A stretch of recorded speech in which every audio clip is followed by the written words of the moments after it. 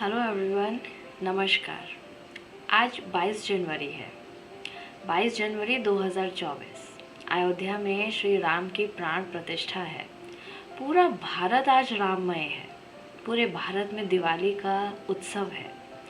तो क्यों ना हम भी जो स्ट्रेस मैनेजमेंट की इस श्रृंखला को आगे ले जा रहे हैं, आज श्री राम के जीवन के ऊपर प्रकाश डालें, उनके जीवन को हाईलाइट करें कि कैसे हम उनके जीवन से सीख सकते हैं, ये शिक्षा ले सकते हैं कि चुनौतियां तो जीवन में आनी ही हैं और आती ही हैं, लेकिन कैसे हम सफलतापूर्वक उन चुनौतियों को पार करें। तो आज का एपिसोड मैंने इसी पर ही रखा है।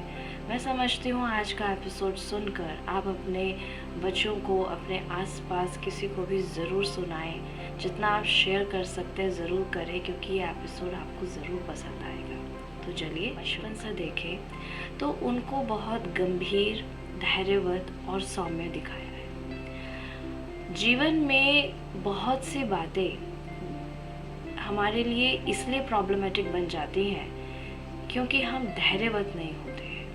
अधैर्यता में या बिना गंभीरता के अगर हम कोई बात समझते हैं तो आप समझ सकते हैं कि निर्णय किस रूप से होगा, और उसके बाद जो आप रिस्पॉन्स देंगे वो कहीं ना कहीं रिजल्ट हमारे फेवर में नहीं लाएगा, और सुलझी हुई बात भी बिगड़ सकती है और बिगड़ी हुई बात और भी ज़्यादा भयावह रूप ले सकती है। तो जीवन में धैर्यता का, गंभीरता का होना अति आवश्यक है, क्योंकि ये दोनों गुण टफ से टफ सिचुएशन में भी हमें सही डिसीजन लेना सिखाते हैं। एक्यूरेसी, पेशेंस और सिंसेरिटी के ऊपर, सीरियसनेस के ऊपर डिपेंड करती है। अगर हमें कोई नई चीज़ सीखनी है और उसमें हमारी दिमाग बहुत ज़्यादा लग रहा है, तो उसमें भी हम जितना धैर्यवत होंगे, जितना गंभीर होंगे, उतनी गहराई से उस बात का आत्मसात हम कर पाएंगे। तो ये है एक गुण। उसके साथ साथ अगर हम देखें, हम सभी जानते हैं हम अपने जीवन में कई तरह के किरदार एक दिन में निभाते हैं। उनमें से कई किरदार श्री राम ने भी निभाए। सबसे पहला किरदार सुपुत्र होने का। आप देखिए, अपनी माता श्री के वचन को निभाने के लिए, उनकी आज्ञा की पालना के लिए शब्द बाय शब्द श्री राम ने अपने सर माथे रखा।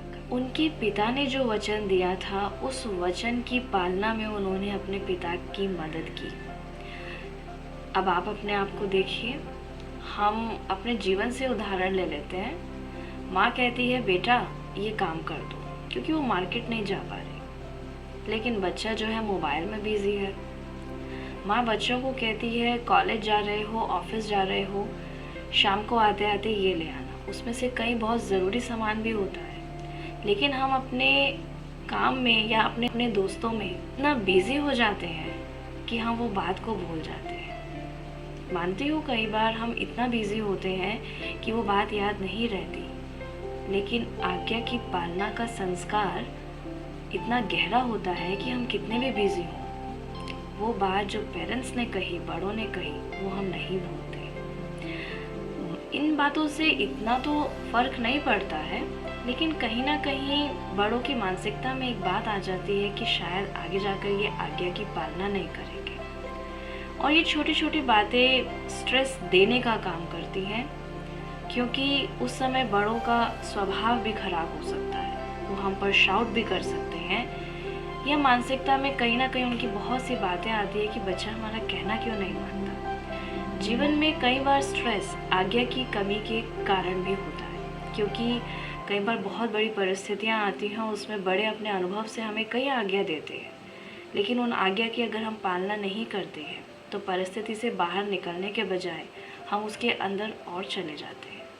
तो विचार कीजिएगा। उसी तरीके से हम दूसरा संबंध देखते हैं श्री राम का अपने भाइयों के साथ, अपनी प्रजा के साथ, पूरे देश के साथ। उनके चरित्रों का गुणगान हर एक ने किया। चरित्र श्रेष्ठ होना बहुत ज़रूरी है। ये कहा जाता है कि अगर धन संपत्ति गई है तो कोई बड़ी बात नहीं, लेकिन अगर चरित्र चला गया तो सब कुछ चला गया। If money is lost, nothing is lost. But if character is lost, then everything is lost. चरित्रों की कमी के कारण भी स्ट्रेस होता है और वो स्ट्रेस बड़ा रूप भी ले सकता है। इस पर भी विचार कीजिएगा और आगे की सीरीज में हम इन बातों को बहुत गहराई से भी लेंगे। तीसरा संबंध युगल रूप का, पति पत्नी का, जीवन साथी। अगर हम सीता मैया और श्री राम के वैवाहिक जीवन को देखें तो बहुत सी चुनौतियां आई हैं और समय के अंतराल के साथ इनको अलग भी होना पड़ा, लेकिन श्री राम के मन में सीता मैया के प्रति जो सम्मान की भावना थी वो सदा बनी रही। एक एक चुनौती में वो सम्मान की भावना ऊपर उठती चली गई, स्नेह सदा बना रहा और इस संबंध की डोर हमेशा कही जाती है वफादारी और सच्चाई। उस वफा में उन्होंने कोई कमी नहीं करी। जब वो अयोध्या में राजा की गद्दी पर बैठे तो हमारे भारत का नियम है कि राजा के साथ रानी होनी चाहिए, लेकिन उन्होंने सीता मैया की जगह किसी को नहीं दी। अब जरा हम अपने जीवन से देखें। कहते हैं पति पत्नी का जो संबंध होता है उसकी डोर विश्वास और स्नेह होता है, लेकिन मैं जीवन के अनुभव से समझती हूँ कि पहली डोर वास्तव में सम्मान की होती है। आप चेक कीजिए अपने जीवन साथी या जो आपके पार्टनर हैं, आप उनके प्रति सम्मान की भावना रखते हैं अपने शब्दों में, कर्मों में, अपनी मानसिकता में? क्या आप उनके विचारों को सम्मान देते हैं? उनकी सलाह मशवरा, जो भी सजेशंस वो आपको दे रहे हैं उसको आप सम्मान करते हैं? ये बहुत गहरी चीज़ है, क्योंकि अगर स्नेह है और सम्मान नहीं तो ये जीवन चलेगा तो सही, लेकिन रुक रुक कर चलेगा। सामने वाले के मन में कई बातें बैठ जाएंगी और शायद भविष्य में वो जो बातें बैठी हैं वो एक विकराल रूप ले सकती है। इस पर विचार कीजिएगा। वफा और सच्चाई, ये बहुत गहरी बातें हैं। वफा और सच्चाई सिर्फ कर्मों में नहीं लेकिन मानसिकता में भी होती है। इसकी गहराई में जाइएगा, ये बहुत गहरा गुण है जो हमें जीवन में बहुत आगे ले जाता है। कितने तो काउंसलिंग के केसेस जो हमारे पास आते हैं वो इसीलिए आते हैं कि हम अपने पार्टनर के ऊपर विश्वास नहीं करते, और कई केसेस आते हैं कि वास्तव में हम अपने पार्टनर को धोखा दे रहे हैं। तो श्री राम के जीवन से हमें ये सीखना है कि अपने इस संबंध में हमें वफा कैसे निभानी है और साथ ही साथ हमें सम्मान कैसे देना है। जब श्री राम की बात हो और सीता मैया की बात ना हो तो ये कैसे हो सकता है, क्योंकि कहानी अधूरी रह जाएगी। सीता मैया का जीवन बचपन से ही तपस्या के साथ दिखाया गया और इसके साथ साथ उनको ऋषियों की सेवा करना अति प्रिय था। उनके जीवन को आपने सुना भी है, समझा भी है, देखा भी है टीवी के माध्यम से।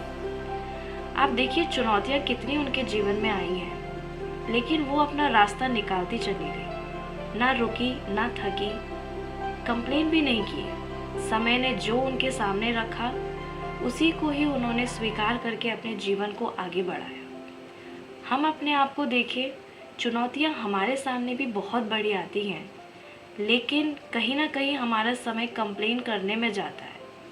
इनको बताएंगे, उनको बताएंगे।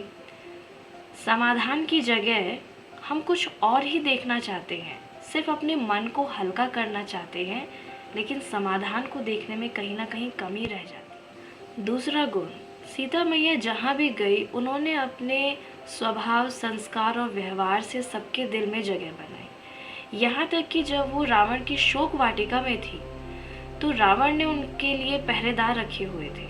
सीता मैया ने अपने व्यवहार से, अपने स्वभाव से उन सबका भी दिल सिर्फ जीता नहीं लेकिन परिवर्तन भी किया। हम अपने जीवन में कई तरह के पेपर अपने स्वभाव से ही लेकर आते हैं। अगर हमारा व्यवहार ठीक है तो मान के चलिए स्ट्रेस हमें इतना नहीं हो सकता। इसलिए अपना परिवर्तन हमें सबसे पहले देखना है। Self transformation leads to world transformation. इस बात का ध्यान रखिएगा। सीता मैया को इस बात की कॉन्शियसनेस सदा रही कि जो कर्म वो करेंगी उनको देख सब करेंगे, इसलिए वो सबके आगे उदाहरण मूर्त बन गई। अब हम अपने आप को, अपने जीवन को, अपने व्यवहार को देखें, चुनौतियों का सामना हम कैसे करते हैं, इस बात पर हम विचार करें। उसके साथ साथ आज मैं लक्ष्मण और हनुमान जी के भी किरदार को लेना चाहूँ। अगर हम लक्ष्मण को देखें तो लक्ष्मण अपने भाई और भाभी के प्रति सदा नतमस्तक रहे। आज देखिए, हर तीसरे घर की एक कहानी है प्रॉपर्टी को लेकर डिस्प्यूट।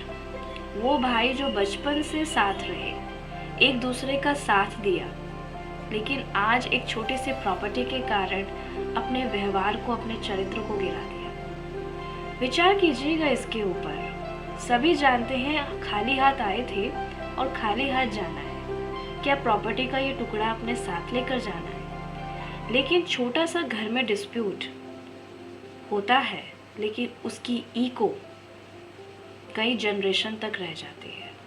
विचार कीजिएगा, हमारे कर्म को देखने वाले, फॉलो करने वाले बहुत हैं। जो कर्म हम करेंगे, हमें देख और करेंगे। जिस कर्म का बीज आज हम बो रहे हैं, उसका फल हमें तो खाना ही है, लेकिन उसका प्रभाव कहीं हमारे आसपास वालों पर ना पड़े, क्योंकि जब उनको सहन करना पड़ेगा हमारे कर्म के कारण, तो वो बात हमें टॉलरेट नहीं होगी और गिल्ट बहुत होगा। विचार कीजिए। अब हम बात लेते हैं हनुमान जी की। हनुमान जी की अगर गुणगान करने लगे तो 24 घंटे भी कम पड़ जाएंगे।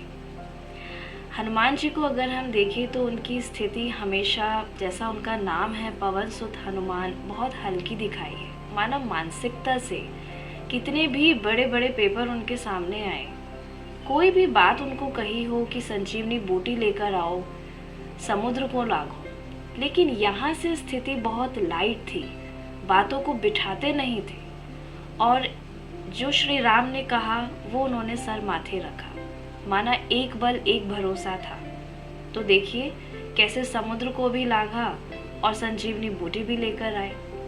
हम अपने जीवन को देखें, चट्टान जैसी परिस्थितियां हमारे सामने भी आती हैं, उसके साथ साथ समुद्र जैसे गहरे पेपर भी हमारे सामने आते हैं। लेकिन जितना हम अपनी मानसिकता से हल्के होंगे, अर्थात धैर्यवत होंगे, शांत होंगे, गंभीर होंगे, उसके समाधान के विषय में सोचेंगे, तो उस परिस्थिति की गहराई और ऊंचाई अपने आप हमारे सामने छोटी हो जाएगी। इसको अपने जीवन में अप्लाई ज़रूर करिएगा, क्योंकि जीवन वास्तव में परिस्थिति और चुनौतियों से भरा हुआ। दूसरा गुण हमें जो हनुमान जी से सीखना है वो ये कि एक बल एक भरोसा तो है, लेकिन साथ साथ अगर अपनी क्षमता के ऊपर हमें भरोसा है तो हम किसी भी तरह की चुनौतियों को पार कर सकते हैं।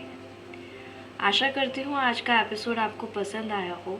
किसी भी तरह की काउंसलिंग अगर आपको चाहिए हो तो आप हमें कांटेक्ट कर सकते हैं। तो आज के जीवन को हम ज़रूर ध्यान से देखें, क्योंकि हमारा जीवन हमारे लिए बहुत इम्पोर्टेंट है। किसी के लिए हो ना हो, लेकिन अपने लिए इम्पोर्टेंट है। तो इस जीवन को जितना हम तनाव से मुक्त रखें उतना अच्छा है। आज हम सभी अपने घर में दिए जलाएंगे, लेकिन उन दियों को जलाते जलाते हमें एक संकल्प अपने साथ ज़रूर करना है कि अपने जीवन को भी प्रकाशमय करना है, और जिन भी कमी कमज़ोरियों के कारण अंधकार है, वो कमी कमज़ोरियों को अपनी तपस्या से, अपने दृढ़ संकल्प से हमें समाप्त करना है। तो आज के एपिसोड में इतना ही। इजाज़त दें। Thank you. अगर आपको ये एपिसोड पसंद आया हो तो लाइक, शेयर, सब्सक्राइब ज़रूर करें। इससे हमें बहुत हेल्प मिलती है।